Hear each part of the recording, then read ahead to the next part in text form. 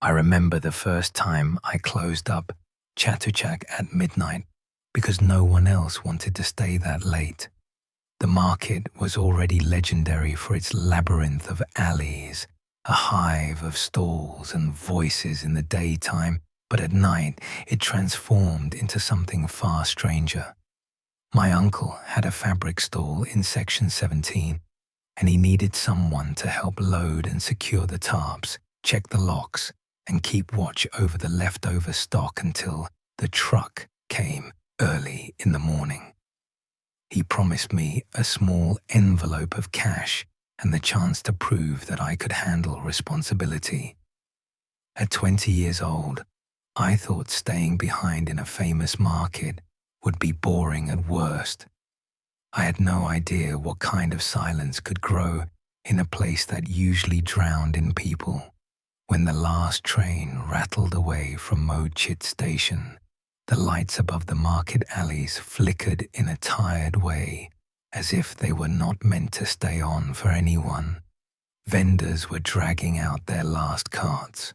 The smell of grilled pork and garlic still lingered, but was already fading into the sharp sting of disinfectant from cleaning crews. I could hear the hissing of hoses somewhere on the main road. In my section, the shutters were already pulled down and padlocked in long silver rows. The echo of a dog barking bounced through the alleys and then went quiet again. I thought the stray dogs would keep me company, but even they seemed to disappear after a certain hour. I sat on a plastic stool, waiting for my uncle's last customer to leave. She lingered longer than anyone should, brushing fabric she clearly was not going to buy. When she finally smiled and walked out, her figure bent slightly under the yellow fluorescent light. I felt relief. My uncle thanked me quickly and handed me a set of keys. He reminded me not to fall asleep and to keep my phone charged, just in case the truck driver arrived early. Then he left. The sound of his footsteps faded until I could no longer tell if I was hearing him or something else. When the gate to the street closed, I felt the shift immediately. The air was thicker. I tried to focus on stacking leftover rolls of cloth and tying them with nylon rope. The smell of fabric dye and dust rose around me.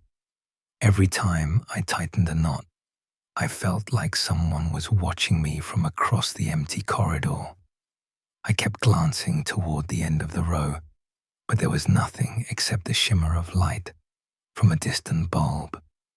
I laughed at myself softly, trying to chase away nerves, but as the minutes passed, I realized that silence in Chatuchak is not silence at all. It is a chorus of faraway clinks, shutters tapping in the wind, and echoes that never quite match your own movements. I locked the stall, pocketed the keys, and began to walk the aisles like my uncle instructed. The corridors twisted, narrow, and confusing even when the sun was out. Now they felt endless. A piece of plastic tarp flapped ahead of me. I thought it was just the wind, but when I stepped closer, the air was completely still. I froze. The tarp stopped moving, as if embarrassed to be caught. I reached out and touched it. The surface was warm and sticky, almost like someone had been pressing against it from the other side. I let it go immediately. The tarp hung limp, ordinary again. I laughed nervously and whispered to myself that it was nothing. That was the first moment I truly felt the weight of midnight in Chatuchak. I decided to explore further. The rules were simple. Just make sure the shutters were locked and nothing looked disturbed. My uncle said thieves sometimes slipped in after hours. So I told myself I was just being a guard. The deeper I went, the stronger the smell of old fried oil and mildew became. The air seemed to pulse with the faint hum of electricity. I passed a row of mannequins with headless torsos dressed in cheap jeans. Their shadows stretched across the corridor like bodies lying side by side. I kept moving, but my steps felt slow, as if the floor resisted me. At the corner where two aisles met, I heard something metallic scrape softly. It was not loud, more like the sound of someone dragging a key along a lock. I turned quickly, but saw only darkness. I pulled out my phone and switched on the flashlight. The white circle cut through the shadows, revealing the closed stalls, each padlock gleaming dull. I walked toward the sound, listening carefully. Then it came again, right beside me. My heart jumped. The lock on stall 23A rattled gently, as if invisible fingers were testing it. I shone the light directly at it. Nothing moved. My breathing echoed louder than anything else. I whispered my uncle's name, even though I knew he was long gone. I forced myself to keep walking. Fear felt childish, but it clung to me. I told myself it must be rats or wind, though I did not believe it. I passed by a stall selling old vinyl records, the covers curling from heat. One of the records spun slowly on its display stand, though no one touched it. I felt the chill run down my arms. I grabbed it to stop the spinning. The vinyl was icy cold, much colder than the night air. My stomach turned. I put it back quickly and nearly dropped my phone. The market stretched like a maze, each section repeating clothes, antiques, souvenirs, food stalls, pets. The deeper I walked, the more I felt I was circling instead of moving forward. I began to notice that the same mannequin appeared again, the same cracked glass cabinet, the same graffiti on a shutter. My throat tightened. Was I lost? I had grown up visiting Chatuchak almost every weekend, but at night it was a new world. I checked my phone map, but GPS showed a blank void where I stood. No service.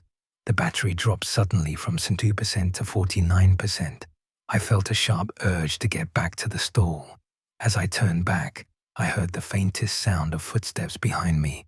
Soft, bare feet, not shoes. I froze and the sound stopped instantly.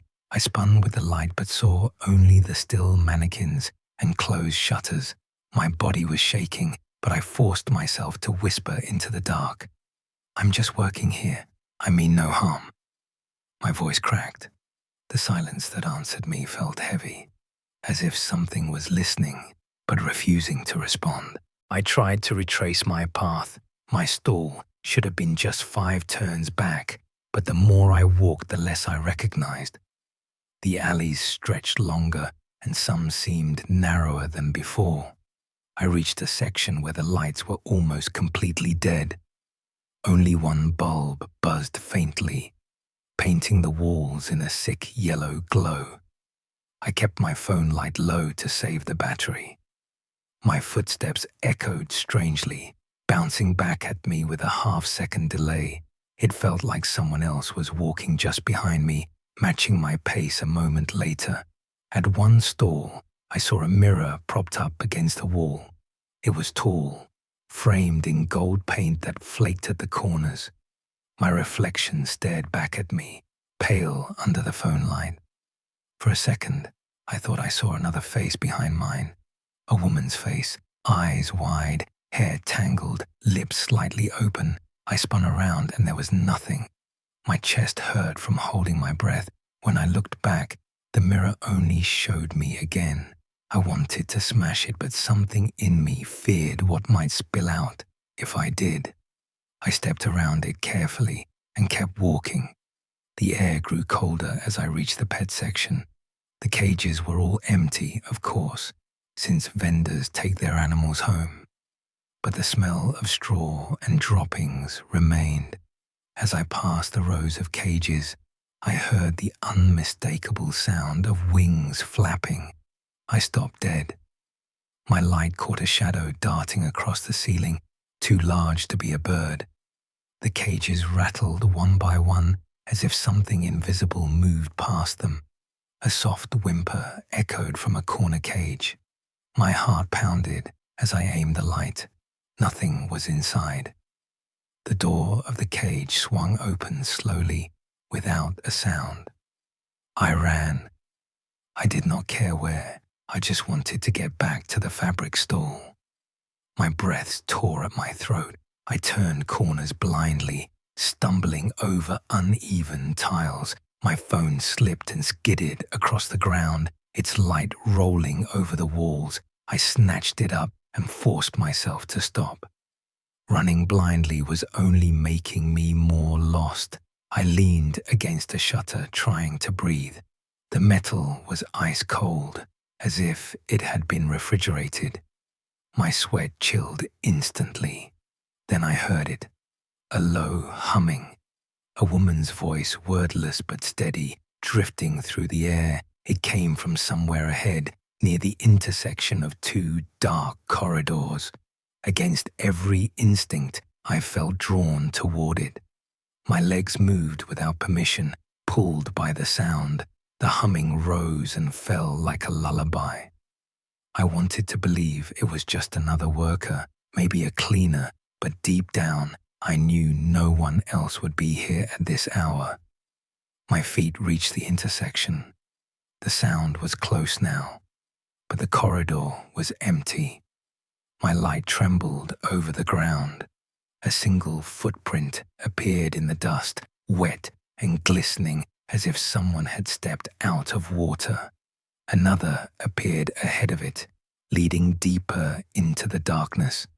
I whispered again, "Who is there?" The humming stopped instantly. The silence after was worse than any sound. The silence stretched so long, I could hear the blood in my ears. Then a faint tapping began, rhythmic, like knuckles against metal. Tap, pause, tap, tap. It came from the stalls around me, moving slowly in a circle. I spun with the light but saw nothing. The tapping grew faster.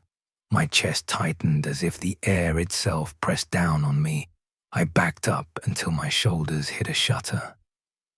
The tapping stopped. Then I heard breathing right beside my ear. Warm, damp, human breathing. I shouted and swung my phone light, but there was no one. My shout echoed back, twisted, slower than my own voice, as if someone repeated it a moment later. I ran again, not caring where my legs carried me. The alleys narrowed, walls pressing close. I tripped on a step I did not remember being there. My phone clattered, but I held onto it desperately. I lifted it and saw I was in a section of old antiques. Dust clung thick on everything. Wooden carvings stared with hollow eyes. A row of masks hung against one stall, each with an open mouth. Their shadows looked like faces screaming silently. Something caught my eye. One of the masks was wet. Dark streaks ran from its eyes like tears. I stepped closer and the tears dripped onto the ground with a soft pat. I reached out before I realized what I was doing. The mask was cold and slimy, like skin left in the rain. I recoiled in horror, wiping my hand against my shirt. The other masks began to sway gently, as if moved by breath. A sound broke the stillness, a bell jingling. I turned and saw a small stall with old trinkets.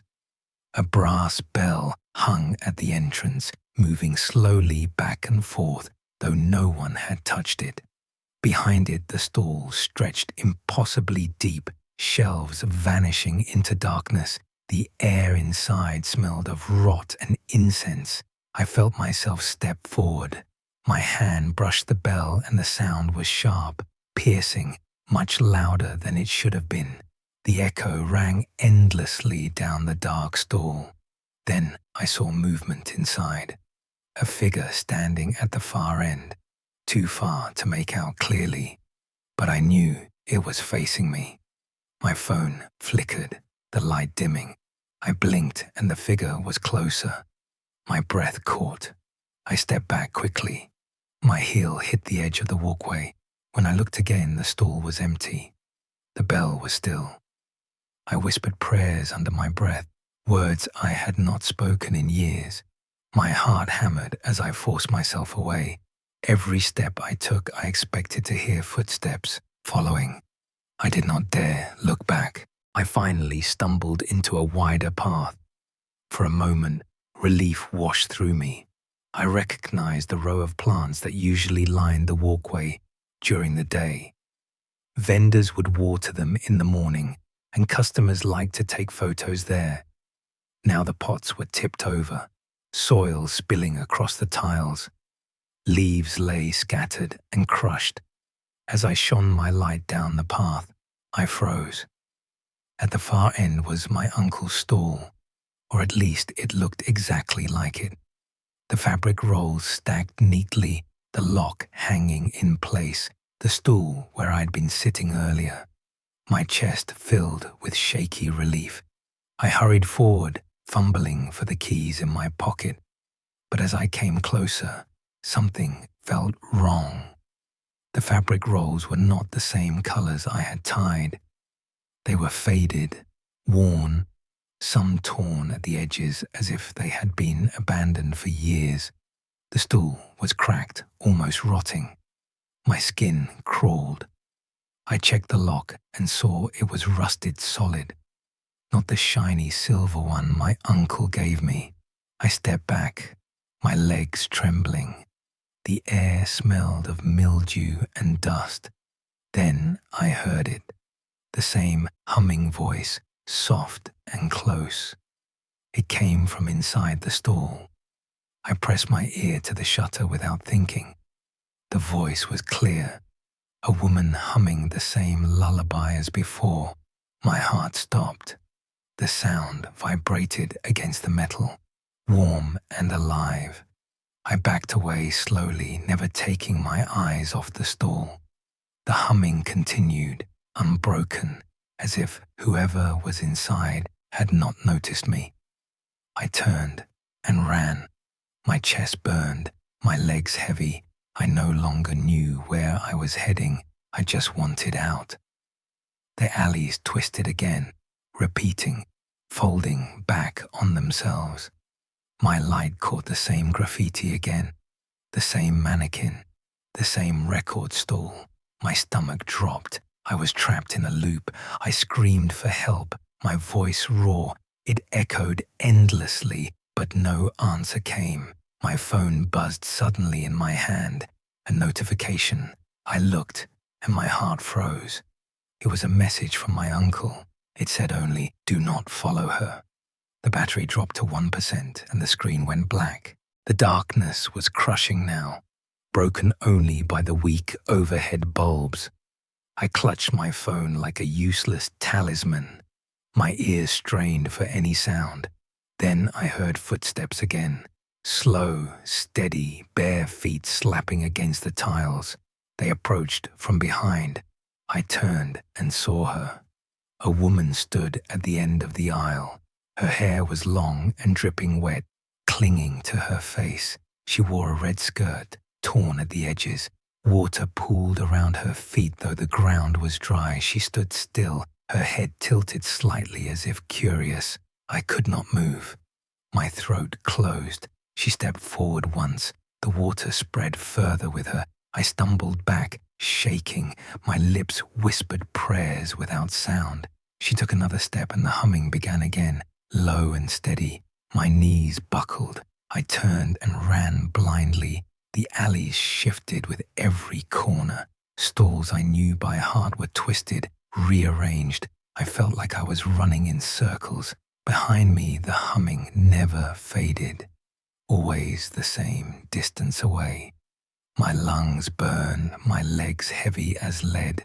I fell against a shutter, gasping.